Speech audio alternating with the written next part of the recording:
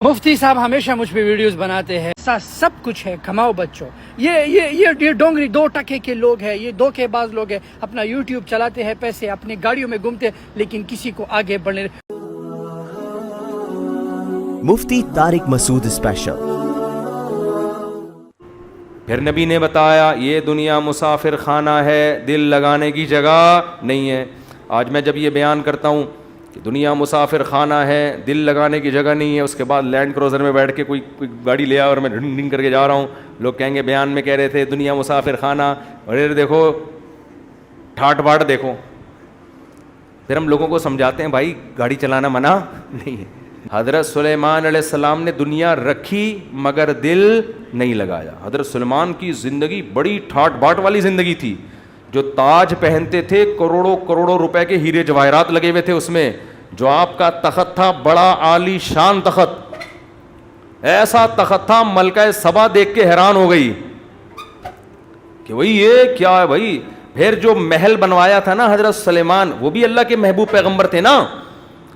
اس سے پتہ چلتا ہے بھائی یہ جو لگژری لائف ہے یہ شریعت کے خلاف نہیں ہے. اگر خلاف ہوتی تو پیغمبر کرتے یہ کام. سلیمان علیہ السلام تو اللہ کے پیغمبر تھے نا، لیکن کیسی لگژری لائف ہے. ایسا شیش محل تھا نا جس میں رہتے تھے 100 بیویوں کے ساتھ. معذرت کے ساتھ یہ درمیان میں بات آ گئی، وہ بخاری میں لکھا ہوا 100 بیویاں تھیں. خیر پھر نکلنے لگا تھا 100 بیویاں میں سے، وہ خواتین کو غصہ آتا ہے. تو اتنی ساری بیویاں، اب یہ صحیح ہے، اتنی ساری بیویوں کے ساتھ جس محل میں رہتے تھے وہ محل کا فرش ایسا تھا اتنا چمکدار خوبصورت کہ ملکہ سبا جب اس فرش کی طرف آئی تو قرآن کہتا ہے کشفت عن ساقیہا، اپنے پائنچے اوپر کر لیے کہ یہ پانی ہے، اس میں میرے پائنچے بھیگ جائیں گے. یہ پانی ہے، تالاب ہے چمکتا ہوا. سلیمان علیہ السلام نے کہا یہ تالاب نہیں ہے، قواری ممرد، یہ شیشے لگے ہوئے ہیں، اتنا ڈیزائننگ ہے اس میں خوبصورت. ہم وہاں گئے تھے نا اسلام آباد شاہ فیصل مسجد بچپن میں، تو وہ بڑا خوبصورت تھا فرش تھا. ہم بھی پہلی دفعہ یہ دھوکے میں آ گئے شاید یہ پانی ہے. تو اس زمانے میں ایسا خوبصورت فرش، باقی کیا عالی شان لائف اسٹائل ہوگا ان کا. بادشاہ ہیں اور ہواؤں میں اڑے چلے جا رہے ہیں. ایجنسی کا کیسا خفیہ نظام پرندوں کے ذریعے. تو بڑی دولت اللہ نے دی، بڑی حکومت دی، اور اللہ نے کہا یہ سب آپ اس کے مالک ہیں، آپ اس کے مالک ہیں، جس کو چاہیں دیں جس کو چاہیں روک لیں، ٹوٹلی آپ کے پاس رائٹس ہیں، اختیارات.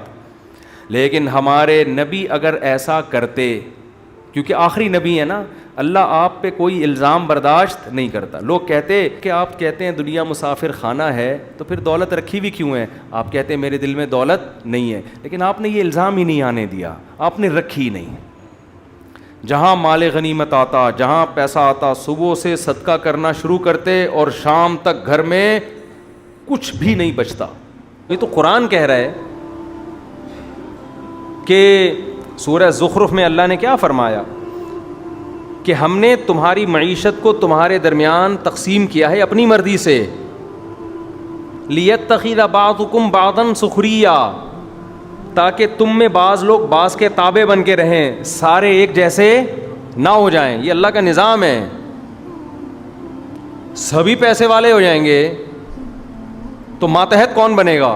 تو خدا کا بنایا ہوا نظام ہے یہ.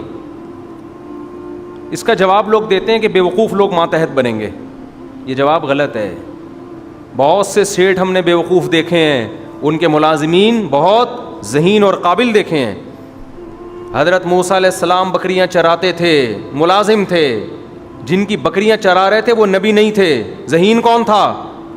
موسیٰ کلیم اللہ، جو ملازمت کر رہے ہیں، بکریاں 10 سال بکریاں چرا رہے ہیں. اور جو ان سے بکریاں چروا رہے تھے، موسیٰ علیہ السلام کے جو سسر بنے، جنہوں نے ان کے ذمے بکریاں چروانا لگایا، ان کو پتہ چل جاتا کہ یہ موسیٰ کلیم اللہ بنے گا، وہ کبھی آپ سے بکریاں چرانے کا کام نہ لیتے. یہ اتنا اللہ کا سلیکٹڈ ہے، ایسا اللہ کا منتخب ہے. بعض دفعہ ملازم اللہ کی نظر میں زیادہ قابل قبول ہے، اور جو سیٹ ہے وہ اللہ کی نظر میں محبوب نہیں ہوتا. تو خالی اگر کھوپڑی سے مائنڈ سے آتے ہیں نا پیسے, تو بے وقوف لوگ تو بیچارے بھوک سے مر جاتے کیونکہ ان کے پاس مائنڈ نہیں ہوتا. پھر نبی نے بتایا یہ دنیا مسافر خانہ ہے, دل لگانے کی جگہ نہیں ہے. آج میں جب یہ بیان کرتا ہوں کہ دنیا مسافر خانہ ہے, دل لگانے کی جگہ نہیں ہے, اس کے بعد لینڈ کروزر میں بیٹھ کے کوئی گاڑی لے آیا اور میں ڈھنگ ڈھنگ کر کے جا رہا ہوں, لوگ کہیں گے بیان میں کہہ رہے تھے دنیا مسافر خانہ, اور دیکھو باتیں چار شادیوں کی ہے بھائی, لوگ کہہ رہے ہوتے ہیں نا, چلو باتیں تو کریں, کہہ رہے ہیں یہ عمل بھی ان کا ایسا ہی ہے. وہ میں اکثر واقعہ سناتا ہوں, جب میں نے تیسری شادی کی, ایک بوڑھے میاں آئے میرے گھر کے باہر, گاڑی کھڑی ہوئی اور بارات آئی ہوئی تھی نا ٹھیک ہے نا, اور بڑا وہ رش وش لگا ہوا تھا. اچھا میرے پہلے سے دو تھے اور بچے بھی کھیل رہے ہوتے تھے باہر, تو ایک بوڑھے میاں آئے, کہنے لگے یہ کیا ہے, یہ امام صاحب کے گھر کے باہر یہ رش کس بات کا لگا ہوا ہے, کوئی بچے کا عقیقہ ہوا ہے, کیا ہوا ہے؟ تو کہا کہ امام صاحب نے تیسری شادی کی ہے. تو وہ صاحب نے ایسے غصے میں کانپنے لگے اور کہنے لگے ممبر پہ بیٹھ کے باتیں کرتے ہیں کہ دنیا مسافر خانہ ہے, اور حرکتیں دیکھو ان کی, حرکتیں دیکھو. تو بھائی مسافر خانہ اس لیے تو ایسی حرکتیں ہیں, اس لیے تو ایسی حرکتیں ہیں. ایک صاحب کہنے لگے کہ اتنی جلدی جلدی کیوں کر رہے تھے؟ میں نے کہا مسافر خانے کبھی بھی مر سکتے ہیں, جلدی جلدی کر لو بھائی. جس کا خیال ہے وہ ہمیشہ زندہ رہے گا وہ تھوڑا لیٹ کر لے, وہ نہ کرے ابھی, وہ بعد میں کر لے, ہمیں کیا پتہ کب چلے جائیں. جلدی سے جو کرنا ہے کام نمٹاؤ, نکلو پتلی گلی سے. سلیمان علیہ السلام کو دیکھو, پیغمبروں کی جو موت ہوتی ہے اکثر ایسے کہ وہ پہلے بستر پہ جاتے ہیں, بیمار ہوتے ہیں. جیسے ہمارے نبی صلی اللہ علیہ وسلم کافی دن بیمار رہے, وصیتیں کی آپ نے, حضرت ابو بکر کو اپنے مصلے پہ کھڑا کیا. لیکن سلیمان علیہ السلام کی موت عجیب انداز سے ہوئی ہے. سلیمان علیہ السلام کی جو موت ہے نا, وہ انداز ہی کیا تھا, الگ. بیٹھے ہوئے لاٹھی پہ سہارا ہے, لاٹھی سہارا لے کے حضرت سلیمان علیہ السلام بیٹھے ہوئے ہیں, اور جنات سے کام لے رہے ہیں, جنات تعمیراتی کام کر رہے ہیں, اور بھی جو انسان اور جنات نا, وہ بڑے مشقت والے کام. اور قرآن کہتا ہے وہ مشقت والے کام حضرت سلیمان علیہ السلام کے روب کی وجہ سے کر رہے ہیں. یہ روب نہ ہوتا تو وہ یہ کام نہ کرتے, کیونکہ اتنی ٹینشن والا کام انسان یا تو لالچ میں کرتا ہے یا کسی کے دباؤ میں کرتا ہے. اتنے بڑے بادشاہ حضرت سلیمان علیہ السلام کے قرآن کہتا ہے نہ سلیمان سے پہلے کسی کو ایسی بادشاہت ملی اور نہ قیامت تک کسی کو ایسی بادشاہت ملے گی. جو وسائل اسباب اللہ نے حضرت سلیمان علیہ السلام کو دیے قیامت تک کسی کو نہیں ملیں گے. تبھی کسی پیغمبر کے ساتھ کنگ نہیں لگتا. سلیمان علیہ السلام کے ساتھ گورا بھی کنگ لگاتا ہے, کنگ سولومن لکھا ہوتا ہے نا کتابوں میں, حالانکہ کسی پیغمبر کے ساتھ بادشاہ کا لفظ کبھی بھی استعمال نہیں ہوتا. لیکن یہ ایسے پیغمبر ہیں کہ ان کے نام کا حصہ کیا بن گیا, کنگ, بادشاہ. ایسی بادشاہت اللہ نے عطا کی, اور آپ نے اللہ سے مانگی تھی. آپ کا جو تخت تھا بڑا عالیشان, ہیرے جواہرات لگے ہوئے اس میں. آپ کا جو تاج تھا جو بادشاہ اس زمانے میں پہنا کرتے تھے, بہت مہنگا تاج تھا وہ. اتنے وسائل دیے کہ ملکہ سبا وہ حیران ہو گئی, اور ملکہ سبا نے جب سلیمان علیہ السلام کو کی دعوت پر ہدیے بھیجے ہیں کہ بھئی ہدیے لے لو, مجھے نہ بلاؤ, تو اتنے مہنگے ہدیے تھے, تو سلیمان علیہ السلام نے فرمایا ما آتانی اللہ خیر مما آتاکم, یہ جو تم ہدیے اور گفٹ دے کر یہ سمجھ رہی ہو کہ مجھے نیچا دکھانے کے لیے, تو اللہ نے مجھے جو کچھ دیا ہے وہ اس سے بہت زیادہ ہے, یہ کچھ بھی نہیں ہے, لے جا واپس. وہ قاصد کو بولا نکل لے پتلی گلی سے. پتلی گلی سے تو نہیں بولا, یہ میں بول رہا ہوں, فوراً نکل لے یہاں سے. فَلَنَأْتِيَنَّهُمْ بِجُنُودٍ لَا قِبَلَ لَهُمْ بِهَا, اور کہا کہ ملکہ سبا سے کہا کہ انسان کی بچی بن کے چلی آ. حاکم کو کہہ رہے ہیں, ایک کنٹری کے بادشاہ کو کہہ رہے ہیں کہ تو اور اپنی فوج کے ساتھ تمیز سے بولو واپس. تو پاور ہوگی تو یہ سٹائل ہوگا نا بات کرنے کا. کیا کریں یار, پھر بات سے بات نکلتی ہے. دیکھو جس کے پاس پاور ہوتی ہے اس کا اسٹائل کچھ اور ہوتا ہے بات کرنے کا, پاور نہیں ہوتی تو اسٹائل کیا ہو جاتا ہے, چینج ہو جاتا ہے. سلیمان علیہ السلام کو اللہ نے دی تھی پاور. ملکہ سبا بھی طاقتور بادشاہ تھی, ملکہ تھی, شرک تھا اس کی حکومت میں. سلیمان علیہ السلام نے اس کو خط بھیجا, انہ من سلیمان, یہ سلیمان کی طرف سے ہے. انہ بسم اللہ الرحمن الرحیم, شروع اللہ کے نام سے جو بڑا مہربان نہایت رحم کرنے والا ہے. یہ تو ابتدائیہ ہو گیا. آگے اللہ تعالی علیہ, سرکشی مت کرو, واتونی مسلمین, بندی بن کے چلی آؤ. دنیا میں کسی گورنمنٹ نے, حکومت نے آج تک اس اسٹائل میں کسی حاکم سے بات کی ہے؟ بولو, ایک طاقتور بادشاہ سے ایسے بات کی ہوگی کہ دوسری کوئی بات ہی نہیں ہے, چلے آؤ آرام سے, باقی بات ہمارے محل میں ہوگی کہ کیوں بلایا ہے, کیا مقصد تھا ہمارا. وہ ڈر گئی, بولا بھائی ان کا تو اسٹائل ہی کیا ہے. عقل مند تھی, بے وقوف ہوتی تو کہتی یہ میرے سے اس اسٹائل میں بات آج تک کسی نے نہیں کی ہے. فوجیوں کو بلاتی, کہتی بھائی چڑھائی کرو اس پہ. لیکن عقل مند تھی, درباریوں کو بلایا اور کہا انی القی الیہ کتاب کریم, ایک بڑا معزز خط موصول ہوا ہے. معزز اس کا مضمون بتا رہا ہے کہ یہ خط بڑا خاندانی آدمی کا لکھا ہوا خط ہے, یہ معمولی کا لکھا ہوا خط نہیں ہے. اب بتاؤ کیا کرنا ہے, جائیں یا لڑیں؟ تو وہ جو درباری تھے نا, انہوں نے کہا کہ نحن اولو قوت و اولو بأس شدید, لڑائی کے لیے حاضر ہیں, ہم طاقتور بھی ہیں, شدید لڑائی والے لوگ ہیں, لڑنا جانتے ہیں, بزدلی نہیں ہے ہمارے یہاں. والامر الیک, فیصلہ تیرا جو ہوگا وہ, لڑنا ہے تو ہم تیار ہیں. یہ بھی اچھی علامت ہے. دیکھو بھائی ہماری خدمات لڑائی کے لیے پیش ہیں, فائٹ کرنے کے لیے ہر دم تیار ہیں, لیکن گورنمنٹ آپ کی ہے, فیصلہ آپ کا چلے گا. تو درباری بھی بڑے عقل مند تھے, جو اسمبلی میں لوگ بیٹھے ہوئے تھے فوجی, اور ملکہ بھی بڑی عقل مند. اس نے کہا ان الملوک اذا دخلوا قریۃ, جب بادشاہ لوگ کسی بستی میں داخل ہوتے ہیں نا, یعنی شکست بھی تو ہو سکتی ہے ہمیں. یہ کوئی کتاب میں لکھا ہے کہ ہمیں فتح ہی ہوگی؟ ہمیں کیا پتا وہ کتنے پاورفل ہیں. آج بس جذباتی لوگ جو ہے نا دین کا بیڑا غرق کرتے ہیں, کہتے ہیں اس کو مت دیکھو, بس اللہ پہ توکل کرو, اور ایسی کی تیسی. اسلام آپ کو گراؤنڈ ریئلٹی, زمینی اسباب دیکھنے کا حکم دیتا ہے. خیر, تو جلدی سے سمیٹتا ہوں. وہ اس نے کہا کہ بھئی نہیں, پہلے ہم ان کو آزمائیں گے, یہ لالچی لوگ ہیں تو ہدیہ ودیہ دے کے چپ ہو جائیں گے, اور اگر یہ ویژنری لوگ ہیں, واقعی اللہ کی توحید کی طرف بلا رہے ہیں, تو پھر یہ ہدیوں سے خوش نہیں ہوں گے. کسی مفتی کے پاس جاؤ طلاق کا فتویٰ لینے نا, پہلے ہدیہ دے دو, تو اگر وہ 2 نمبر آدمی ہوگا نا تو وہ آپ کی مرضی سے جواب دے گا. 1 نمبر ہوگا تو ہدیہ دو یا نہ دو, وہ جواب وہ دے گا جو کس کے مطابق ہوگا, شریعت کے مطابق. تو آج کل طلاقوں کے مسائل میں لوگوں نے بہت ہیر پھیر شروع کر دی ہے. خیر, آخرت بھی آئے گی ایک دن. یہ جو 3 طلاقیں دے کے ایک کروا کے لے آتے ہو نا اہل حدیث علماء سے, یہ سب لٹکے ہوئے ہوں گے قیامت کے دن. تو ملکہ سبا نے دھمکیاں لگائیں, ملکہ سبا نے ہدیے بھیجے. سلیمان علیہ السلام نے کہا میرے پاس اس سے بہت زیادہ ہے. اب چونکہ پاور تھی نا, طاقت تھی, تو انداز دیکھو.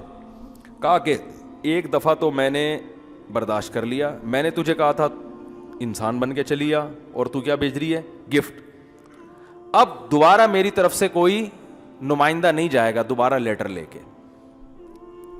ارجع الیہم, قاصد سے کہا واپس جا. فلناتینہم بجنود لا قبل لہم بہا, ایسا لشکر اب لے کر آ رہا ہوں پیچھے کہ وہ یہ ان کے مقابلے میں کھڑے نہیں ہو سکتے. وَلَنُخْرِجَنَّهُمْ مِنْهَا أَذِلَّةً, ان کو ان کے شہر سے رسوا کر کے نکالیں گے ہم. تو ملکہ سبا کو اندازہ ہو گیا بھائی اتنا آسان معاملہ نہیں ہے. اس اسٹائل میں وہی بات کر سکتا ہے جس کا ویژن بھی صحیح ہو اور پاور بھی ہو اس کے پاس. دونوں چیزیں ہوتی ہیں تو کام چلتا ہے. میں یہ عرض کر رہا تھا کہ کتنی پاور, اور ملکہ سبا جب آ کے ان کی شان و شوکت دیکھی حیران ہو گئی, ان کے معجزے بھی دیکھے, اسلام قبول کر لیا اس نے. اور سلیمان علیہ السلام کو اللہ نے ایسی بادشاہت, لیکن حیرانگی کی بات ہے موت ایسے دی جو بالکل ہی الگ انداز تھا. عصا لے کے بیٹھے ہوئے ہیں اور سارے مزدور ٹینشن والے کاموں میں لگے ہوئے ہیں. جنات اور مشقت کے الفاظ ہیں.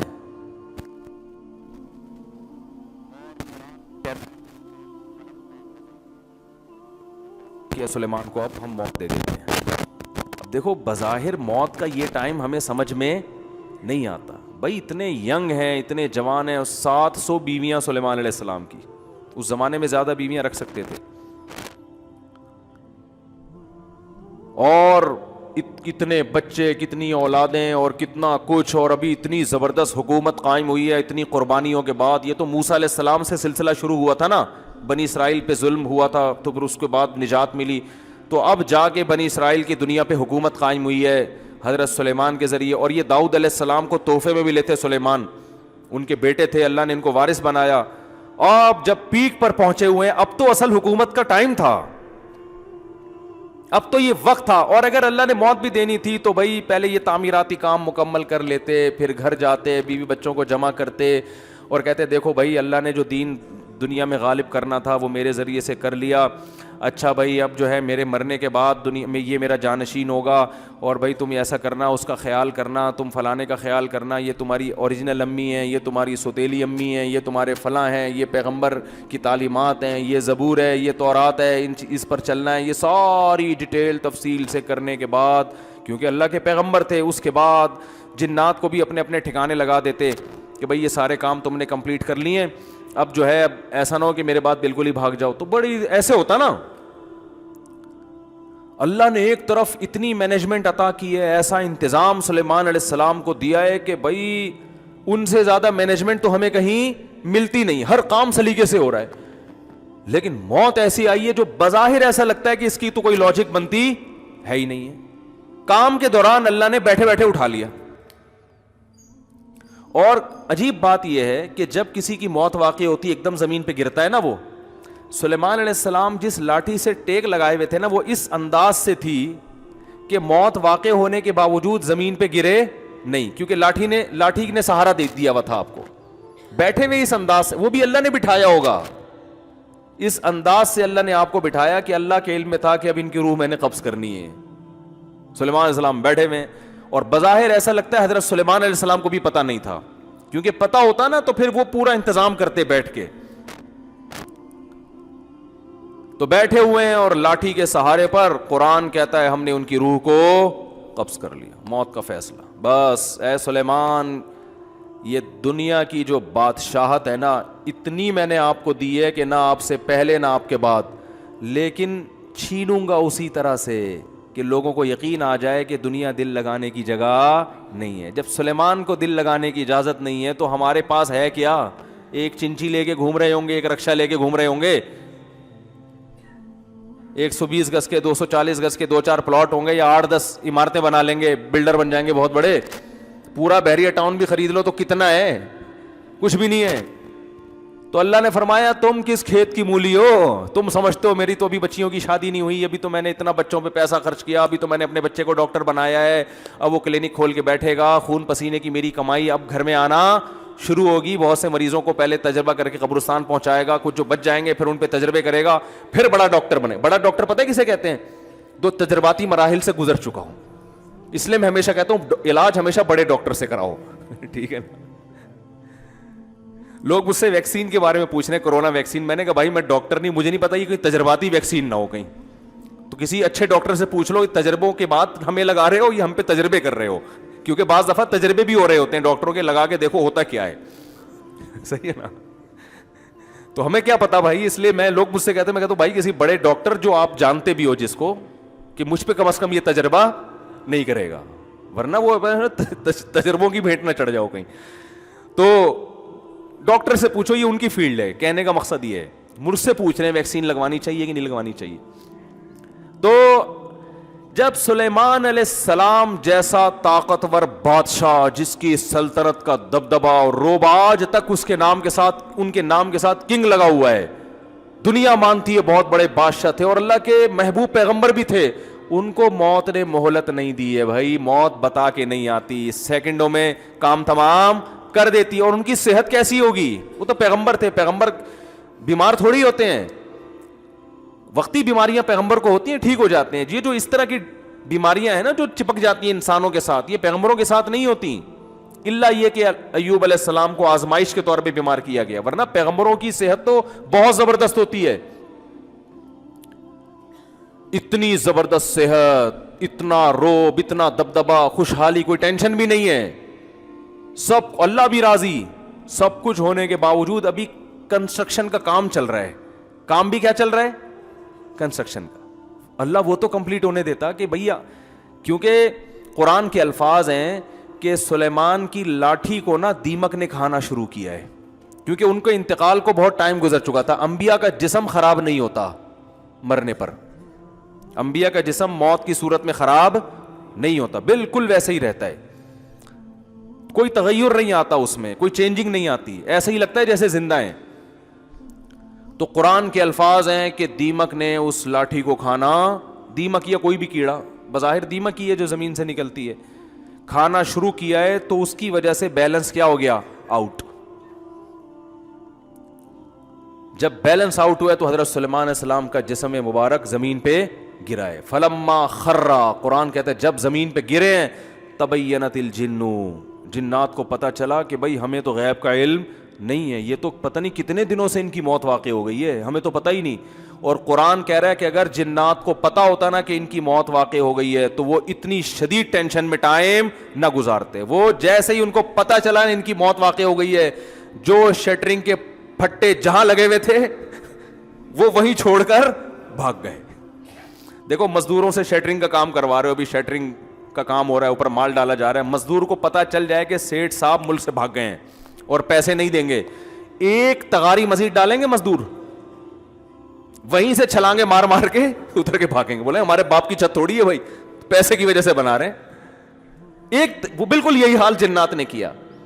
تو اللہ نے یہ بھی نہیں کہ ان کی تعمیراتی کاموں کو مکمل کروا لیا, بڑا کام ہو رہا ہے, پیسے قوم کے بھی لگے ہوئے ہیں, سلیمان علیہ السلام کے بھی, حکومت کے بھی, سرمایہ محنت سب ضائع ہو جائے گی, اور یہ شٹرنگ کا کام بھی ادھورا, اور اتنے بڑے بڑے جو ان کے پروجیکٹ چل رہے تھے. اللہ نے فرمایا کہ جنات سب چھوڑ چھاڑ کے ایک دم بھاگ گئے, بولا ہم کیوں اتنی مصیبت میں رہیں, سارے کام ادھورے. اور یاد رکھو اللہ کا کوئی کام حکمت سے خالی نہیں ہوتا. تو بظاہر یہ بے حکمت کام ہے, بظاہر کوئی لاجک نہیں بنتی, اصل میں ایک بہت بڑی لاجک ہے.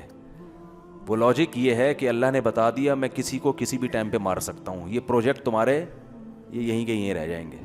عین ممکن ہے ابھی شٹرنگ ہوئی بھی ہو, پھٹے لگے ہوئے ہوں, تغاریاں چل رہی ہوں, اور جس کا مکان ہے اللہ اس کو موت دے دے, کیونکہ اللہ نے اس کام کے لیے دنیا میں نہیں بھیجا. یہ ہماری ضرورتیں ہیں, یہ ہمارے مقاصد نہیں ہے. جس مقصد کے لیے بھیجا تھا وہ اللہ نے دیکھ لیا کہ تو اس مقصد میں کتنا اترتا ہے, تو نہ حلال و حرام کے کتنا پابندی کی ہے, یہ اللہ نے دیکھ لیا ہوتا ہے.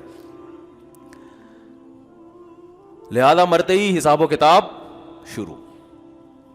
تو یہ ہے میرے بھائی دنیا. اٹ از کالڈ, پڑھتے ہیں نا سائنس کی کتابوں میں بہت ساری چیزوں کی ڈیفینیشن پڑھتے ہیں نا, ہر چیز کے آخر میں لگا ہوتا ہے it is called Newton's law, it is called Newton's وہ, اور وہ کیا ہے ایک اور ڈیفینیشن ہم بہت یاد کیا کرتے تھے, بھی ذہن میں نہیں آ رہی. خیر آخر میں از کالڈ کہلاتا ہے نا. تو جب بھی ایسے واقعات ہوا کریں نا, آپ کہیں اٹ از کالڈ دنیا. اس کو کیا کہتے ہیں؟ دنیا. دھوکے باز, الو بنانے کی مشین. الو کی جگہ آپ الف بے پیتے وغیرہ لگا دیا کریں, سب کام میں ہی تھوڑی کر کے دوں گا آپ کو. تو عقل مند وہ ہے جو ان باتوں سے عبرت حاصل کرتا ہے. وہ کہتا ہے یار بیکار ہے, مٹی ہے. تبلیغ والے گش میں نکل کے کہتے ہیں کھڑی مٹی ہوتی ہے, کیا ہوتی ہے؟ پڑی مٹی. یہ بالکل صحیح کہتے ہیں. او بھائی یہ کیا ہے بلڈنگ, یہ کھڑی ہوئی مٹی ہے, یہ بھی ختم ہو کے مٹی بن جائے گی, اور یہ پڑی ہوئی مٹی ہے. مٹی میں ایسے یوں کر کے آپ پتہ نہیں کیا کیا بنا دے, تو ورلڈ ٹریڈ سینٹر بنا دیا, اور ایک مٹی پڑی ہوئی ہوتی ہے. تو ہے یہ مٹی, مٹی سے انسان دل نہیں لگاتا. اب وہی سوال ہو گیا کہ پھر مفتی صاحب کریں کیا؟ کریں کیا؟ تو کرنے کے تو بہت سارے کام ہیں. جو آدمی دنیا کو مسافر خانہ سمجھتا ہے تو واقعی اس نے مسافر خانہ سمجھا ہے یا نہیں سمجھا, اس کی بہت ساری علامتیں, بہت سارے اعمال ہیں جو بتاتے ہیں کہ واقعی اس کو مسافر خانہ سمجھتا ہے, اس سے دل نہیں لگاتا. بہت سارے اعمال ہیں, میں ان میں صرف 2 اعمال کو آج بیان کروں گا. ہیں تو بہت سارے اعمال, جو قرآن و سنت نے بیان کیے کہ جو دنیا سے دل نہیں لگاتے وہ یہ بھی کرتے ہیں, وہ یہ بھی کرتے ہیں, وہ یہ بھی کرتے ہیں, وہ یہ بھی کرتے ہیں, وہ یہ بھی کرتے ہیں, بہت سارے کام ہیں.